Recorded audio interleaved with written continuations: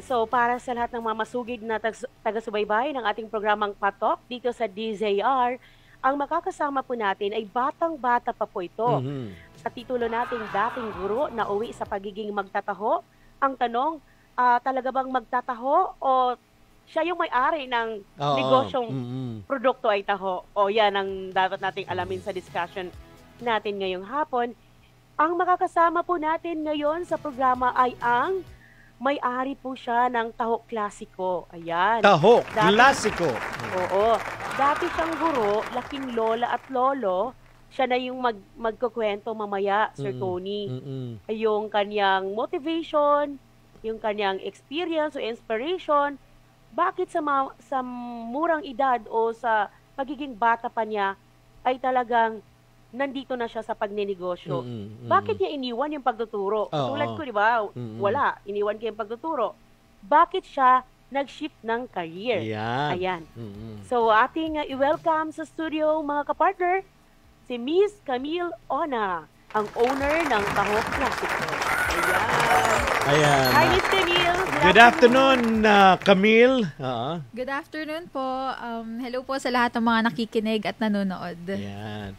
Uy, gusto ko lang i-remind sa iyo, Camille, na hindi lang mga narito sa Pilipinas ang nanonood sa atin ngayon dahil marami rin tayong mga viewers abroad. So, worldwide yung ating audience ngayong hapon. Ayan. At Miss Camille, nakasanayan kasi sa programang Patok na every time meron tayong ipapag-guest o ipi-feature, nag-aabang po yung ating mga guest kung ano yung ipamamahagi o meron po ba tayong ipapatikim mamaya? Yun ang excited talaga Yes yung mga po, viewers natin. May dala po kami, actually parating na po siya. May dala daw ka-partner, Aileen. Mga refreshments yon, Sir Tony. So yung mga nasa bahay nila, pwede silang pumunta at makijoin sa ating studio. O, diba?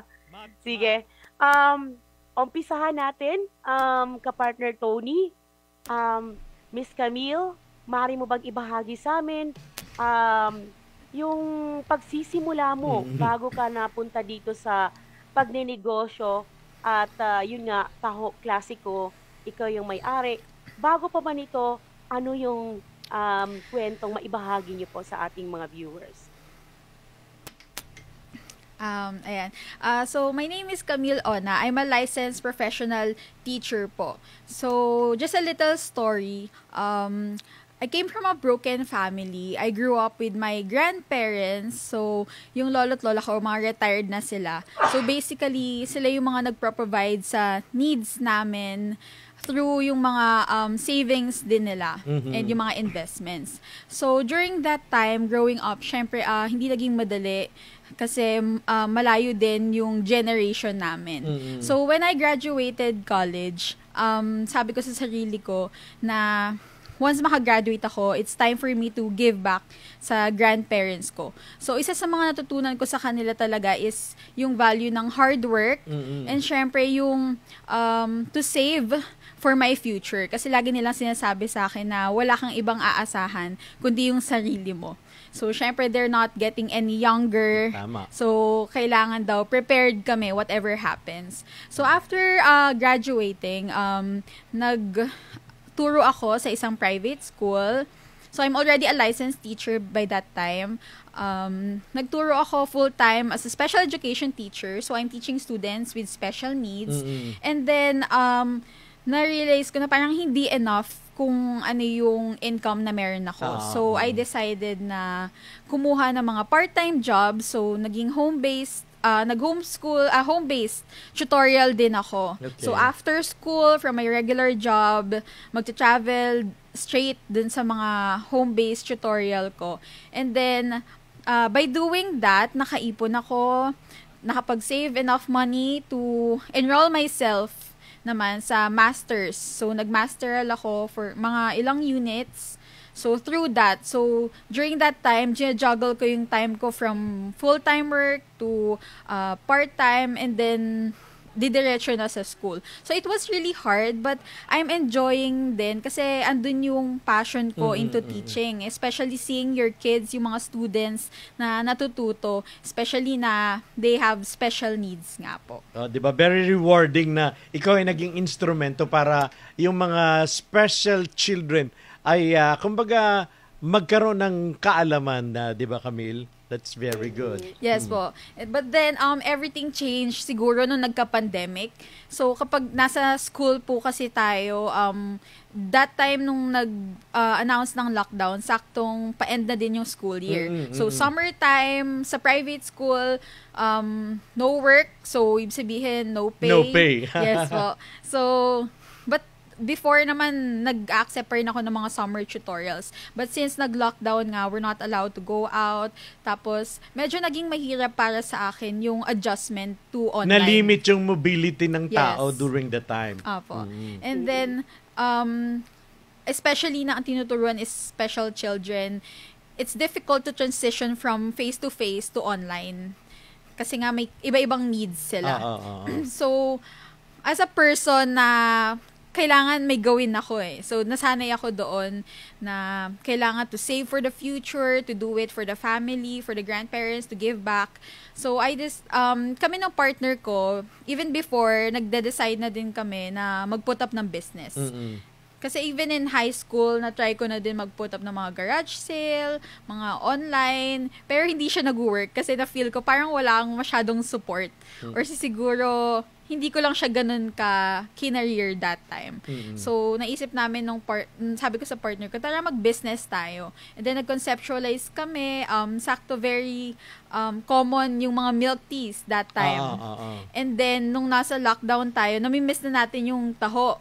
Since part ng mga restrictions, hindi sila allowed talaga na maglako sa streets. Tama. So, naisip namin na why not taho? Pero syempre, kailangan alam natin kung ano yung edge natin sa mga existing na eh. So, kailangan mag-stand out tayo. Ano kaya yung pwede nating gawin na twist? So, we tried to add flavors to our usual taho. So, doon nabuo yung taho klasiko. Ayan. Pero yes, go partner. Okay, bago tayo doon pumunta sa business side, Miss Camille, yung nangyari sa buhay mo na laking lola, laking lolo ka sa grandparents mo, di ba?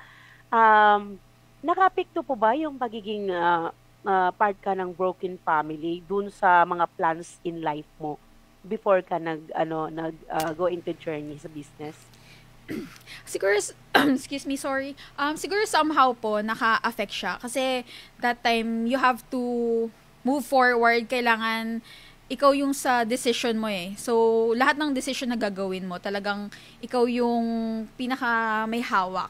So, parang hindi ganun ka wala masyadong ganun ka-support. Tapos, sobrang naging laking factor din kasi yung age gap namin. So, unlike siguro yung sa iba, young pa yung mga grandparents. Ako, that time, when I graduated, siguro ngayon kasi grandparents ko nasa 92 and 89 na. So, medyo malayo po talaga. So, you have to decide on your own. Kasi nga pa, di ba, parang ang hirap makarelate. Isang guni mo man kay lola at kay lolo, ay parang iba yung mga inputs na pwede nilang ibigay sa iyo, Camille, di ba? They will still go back din sa mga usual ng mga panahon nila.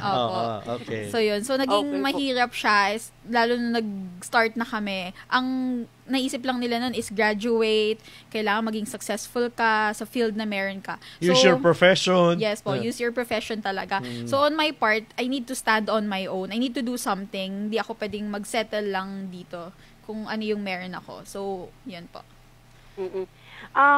Alam ko may sarili kang goals din po eh. Kasi teacher ka, stable na yung yung job mo, pero bakit nakapag-decide ka talaga na dapat magkaroon ako ng ganitong negosyo, dapat may sarili din akong negosyo? Paano sumagi sa isip mo na gawin yung ganyang desisyon from a teacher din, ayan, naging negosyante ka ngayon? Siguro po, naging isang factor din yung experiences nung pandemic. Since nasa private school, wala po kami masyadong ayuda.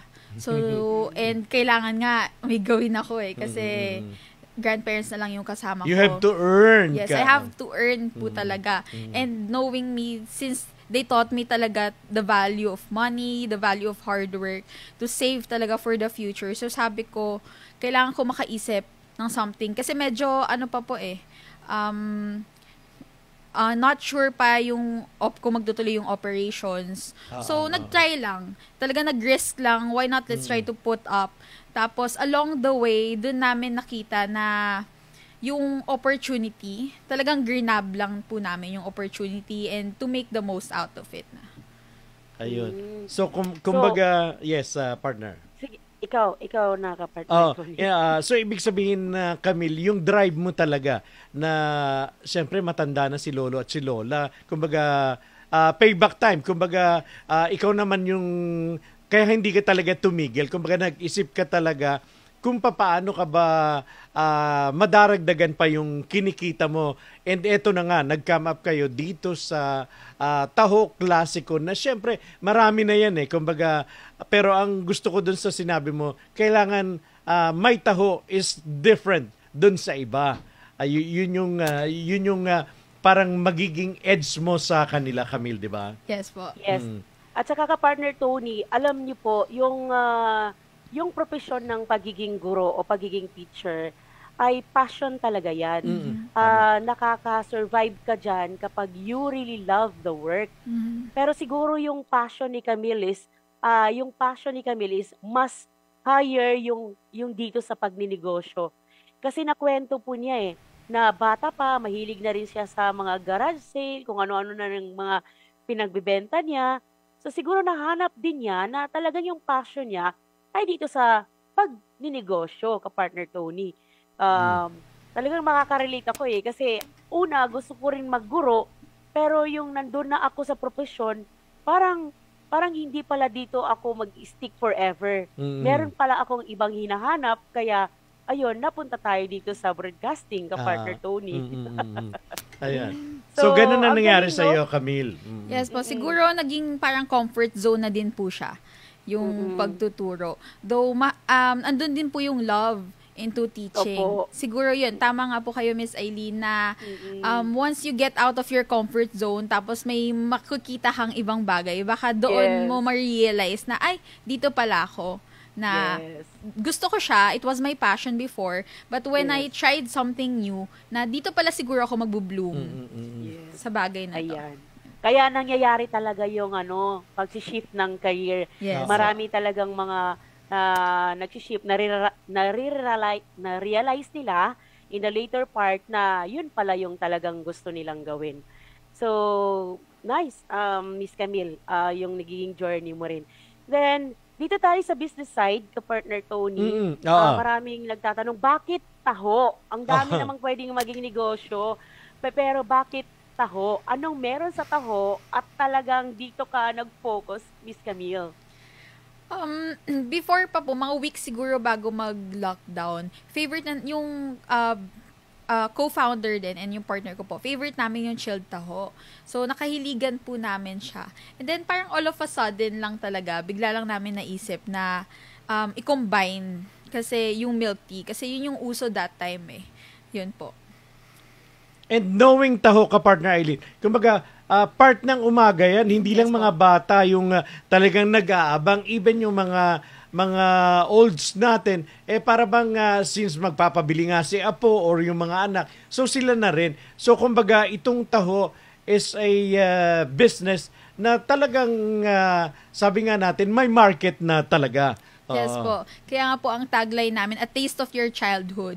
Kasi parang it has been part of our childhood po talaga yung taho. So parang na-feel namin na magandang magiging market kasi very flexible. So applicable siya sa lahat ng ages talaga. Hinahanap and kilala yung taho. Ayan. Yung simple taho na alam ko is, di ba ito yung may tofu, yung parang tapos may sago, may tapioca pearl, tapos may brown sugar. So, yun yung usual na alam ng lahat na taho. Pero sa taho klasiko, ano pang mga innovations ang ginawa mo, Camille, para maiba yung produkto na may offer natin sa mga tao? So it's me and my partner who does the research and development. So meron po kaming mga flavored taho. We have milky taho, that's one of our best sellers. Tapos we have, ngayon po since summer season, nag-create po kami ng parang mais con yellow version, but it's with taho. Tapos, ang bestseller po namin is yung mga taho po namin with ice cream. It's what we call the Taho Sorbete series. We also have mga soy coffee and non-soy base for our customers naman po na hindi mahilig sa soy milk. Mm-hmm. So, in short, lahat ng ito kumbaga soya, yung foundation ng lahat ng ito, Camille, dinagdagan nyo lang ng mga flavors, kumbaga. Yes, pero po. still yung taho na nakasanayan natin, di ba? Yes po, andun pa rin po yung talagang yung lasa ng taho na nakasanayan natin. With arnibal siya, with sago, it's just that na naging modern yung look niya. And maganda yung ginawa ninyo kasi, 'di ba? Yung competition kasi, Camille, 'di ba? Grabe, kung parang pag nag-isip ka, ano ba yung business na wala akong ka-competition? Parang wala, 'di ba? Kasi pag alam nilang okay yung business, may gagaya. So ang pinakamagandang na-admire ko sa inyo, nag-isip kayong mag-partner ng what makes our taho different among others. At yun na nga, sinilang yung iba't ibang mga flavors na offer ng taho klasiko ngayon, 'di ba? Yes. Yes po. Partner Eileen. Ayan. So, talaga namang ang galing, no? Kasi, ang negosyo kasi, magiging successful o talagang kakagatin yan ng mga tao, ng masa, o sinong market mo, kapag medyo bago sa kanilang panlasa, di ba? Yung parang naiiba ka, Partner Tony. Kasi kapag usual lang yung natitikman, ganito rin naman pala. So, parang walang pagkakaiba. So, talagang less na magkiklik yan sa mga tao. Totoo yan, ka-partner Eileen, na Camille, alam mo ba, before yung kutsinta, di ba niyog lang yung nilalagay nila ngayon? Pero nowadays, it's different. Nilalagyan nila nung gatas para sabi nga, mas masarap. So something like that. Napaka-innovative talaga ng ating mga nagninegosyo dahil tama lang yun. Hindi ka dapat mag-stick. Gusto ko yung sinabi mo, ka-partner Eileen, na parehas lang naman pala yung lasa. So, doon ka na sa nakasanayan mo. At least, mayroon kayong bagong, sabi nga, ino-offer doon sa mga taho lovers, Camille.